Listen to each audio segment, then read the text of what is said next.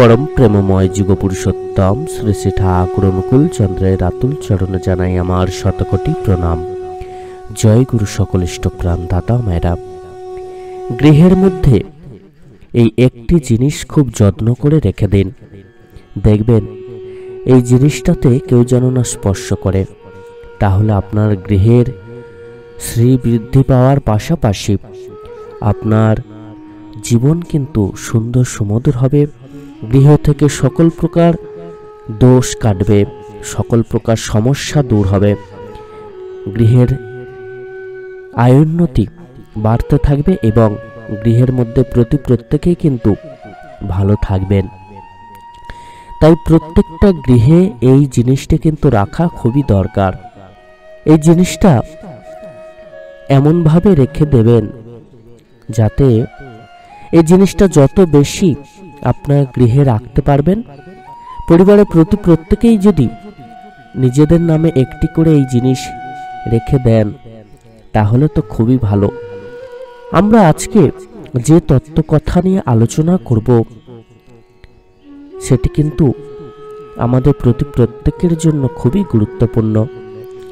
এই জিনিসটি আমাদের না থাকলে তাহলে আমাদের গৃহ যেমন সুন্দর সুমধুর হবে না, আমাদের জীবনও তেমন ভালোভাবে যাবে না, সমস্যা মুক্ত হবে না, বাধা মুক্ত হবে না, উন্নতি মুখর হবে না। তাই তো এই জিনিসটি প্রত্যেকটা গৃহে অবশ্যই থাকা দরকার। আমাদের গৃহ অর্থাৎ আমাদের এই যে দেহ মন্দির, এই দেহ মন্দির অর্থাৎ আমাদের এই দেহ, এই দেহের মধ্যে এই জিনিসটা রাখতে হবে।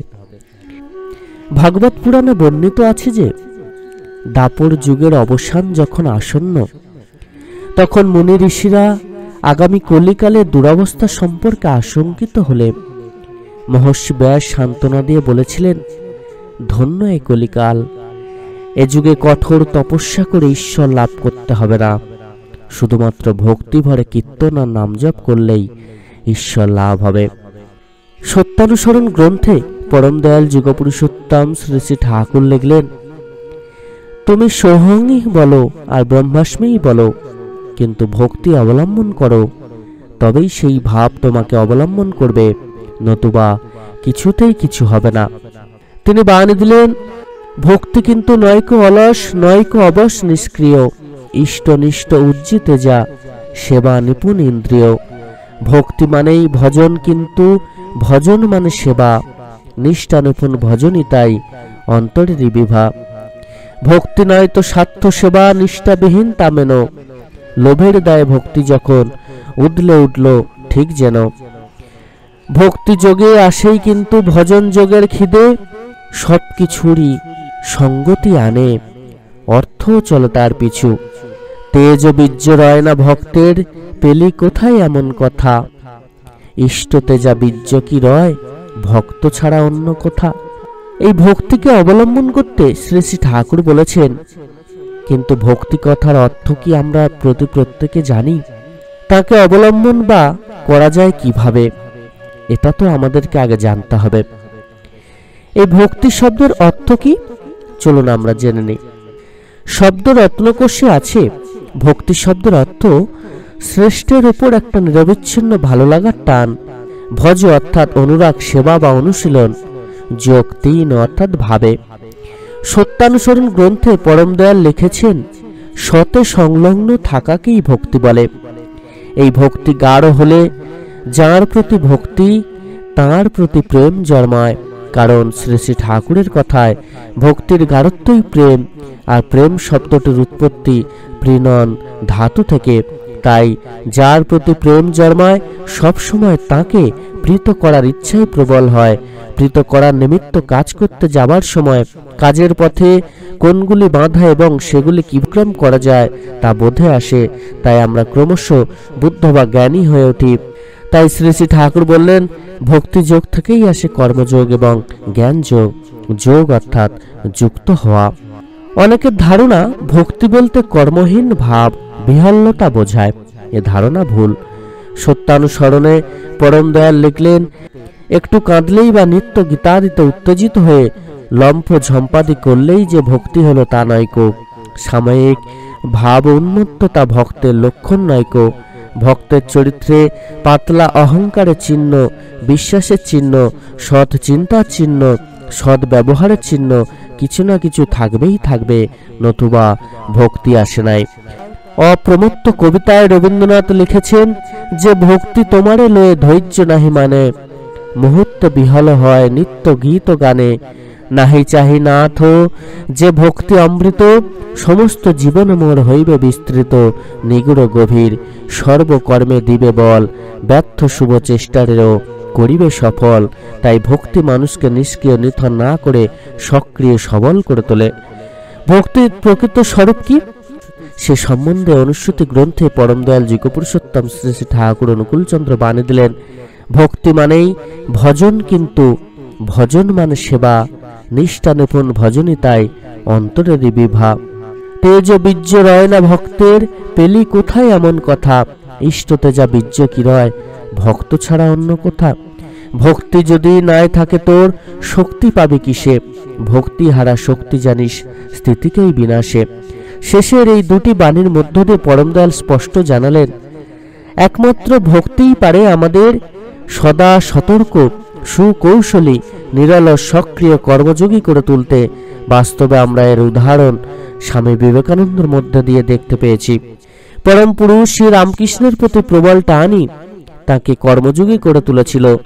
আমেরিকা থেকে প্রত্যাবর্তনের পর মাদ্রাজে তাকে দেয়া সংবর্ধনায় তিনি তার ইষ্টের প্রতি শ্রদ্ধা জানিয়ে বলেছিলেন, Let me conclude by saying that if in my life I have told one word of truth, it was his alone, and if I have told you many things which were not true, correct and beneficial to the human race, it was all mine, and on me is the responsibility.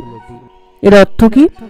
আমি এই বলে শেষ করতে চাই যে আমার জীবনে আমি যদি একটিও সত্য বলে থাকি, তবে তা তাঁর বলা, অর্থাৎ পরম প্রভু শ্রী শ্রী রামকৃষ্ণ দেবের বলা।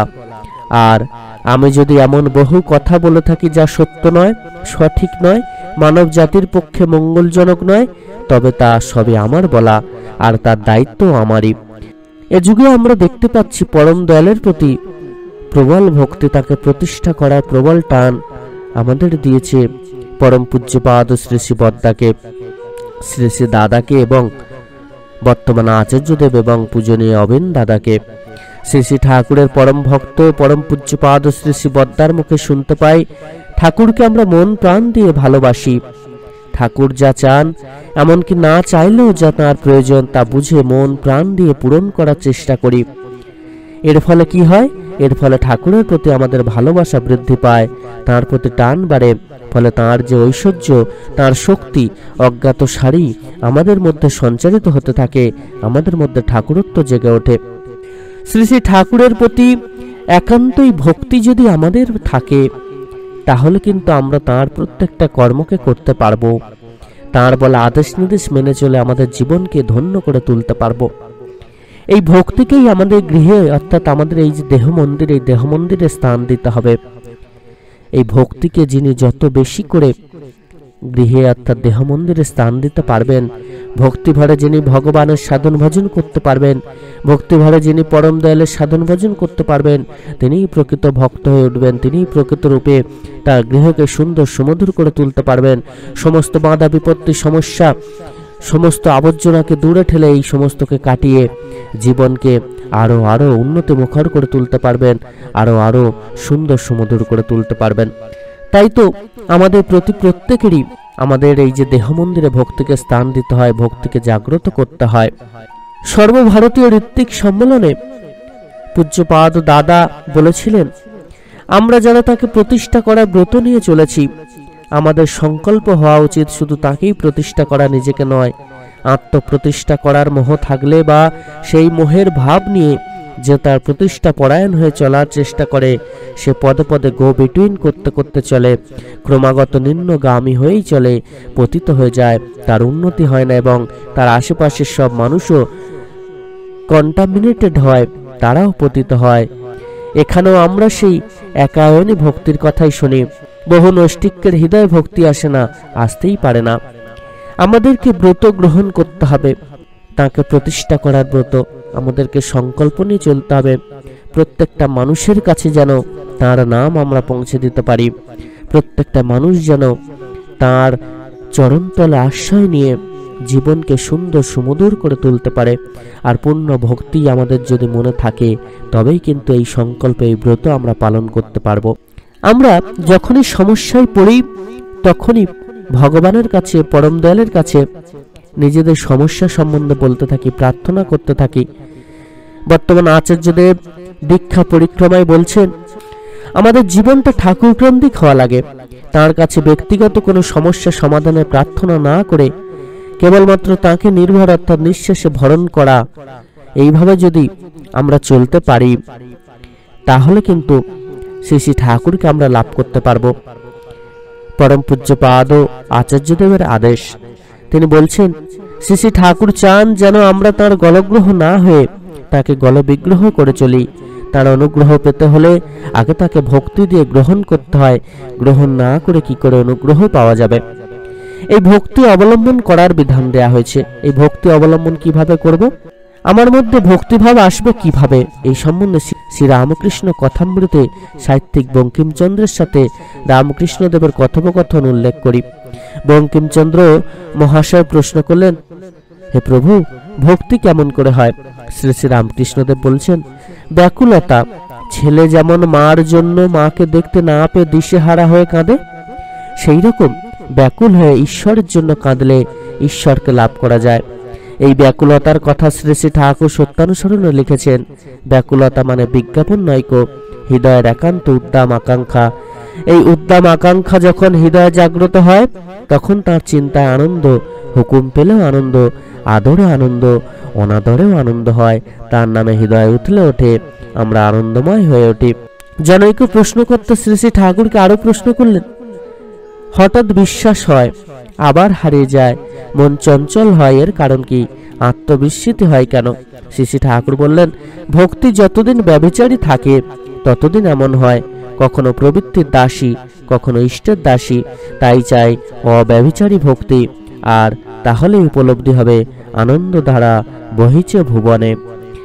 আমাদের জীবনটা সুন্দর সুমধুর হতে বাধ্য।